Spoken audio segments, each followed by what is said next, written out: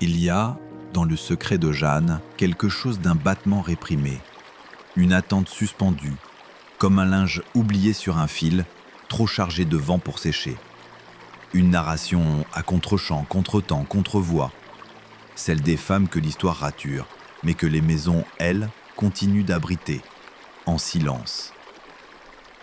Car Sophie Astrabi n'écrit pas un roman, elle décolle la tapisserie d'un siècle de silence feutré, laisse sourdre le suc jaune des non-dits, le bois des portes closes, la rumeur lente d'un secret trop ancien pour mourir. 3 femmes, Jeanne, Nicole, Alexandra, mais un seul corps narratif, souterrain, greffé d'une époque à l'autre, d'un chagrin à l'autre.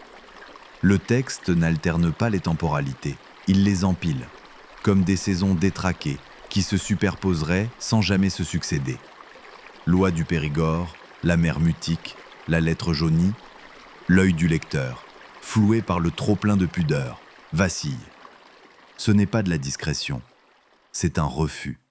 De dire, de montrer, de céder, et c'est précisément là, dans cette résistance à l'évidence, que le roman tient, par son cœur fermé, comme les tiroirs qu'on ne fouille qu'en tremblant. Il y a bien un secret, oui, mais le roman ne cherche jamais à le résoudre, il l'habite, comme une absence de plafond habite une pièce vide. L'émotion ici n'est pas un effet, c'est un reste, un résidu tenace de lien. Une voix retenue entre 2 pages, une main posée sur la rampe sans la descendre. La mémoire n'est pas récit, elle est matière. Et la matière, chez Astrabi, est toujours double, tendre et coupante. Alors on lit, bouche entr'ouverte, comme si l'air manquait un peu. On entend des oies, des meubles qu'on déplace, une serrure trop ancienne, un prénom crié sans écho.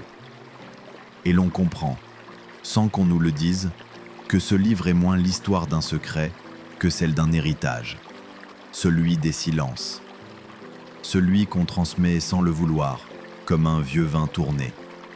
Et si la dernière page n'éclaire rien, c'est qu'elle referme ce que le roman tout entier s'évertuait à préserver, une obscurité habitable, une douleur rangée, une nuit dans laquelle, parfois, il fait bon s'asseoir.